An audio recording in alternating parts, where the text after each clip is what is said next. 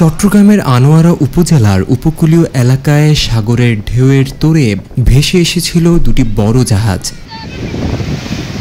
এর মধ্যে একটি কার্গো জাহাজ এবং অন্যটি পুরনো একটি লাইটার জাহাজ, যা আটকে পড়েছে একটি 100 বছরের পুরনো কবরস্থান, মসজিদ ও মাদ্রাসার পাশে। এর একপাশে আছে বেড়িবাঁধ। এই জাহাজ দুটি এখন 100 বছরের পুরাতন মসজিদ, কবরস্থান ও এতিমখানার অস্তিত্বকে সরাসরি হুমকির মুখে ফেলেছে। স্থানীয়রা জানান, জাহাজ দুটি আটকে যাওয়ার ফলে সাগরের স্বাভাবিক ঢেউ, স্রোতের গতি পরিবর্তিত হয়ে আশেপাশের স্থাপনাগুলোর উপর চাপ সৃষ্টি করছে। উপজেলা নির্বাহী অফিসার তাহমিনা আক্তার বলেন, ঘটনাস্থল পরিদর্শন করে সংশ্লিষ্ট কর্তৃপক্ষকে বিষয়টি জানানো হয়েছে। উপকূলীয় পরিবেশবিদরা সতর্ক করে বলেছেন, এমন ঘটনা স্থাপনার জন্য নয়, পুরো এলাকার জীববৈচিত্র্য ও উপকূলীয় নিরাপত্তার জন্য হুমকি স্বরূপ।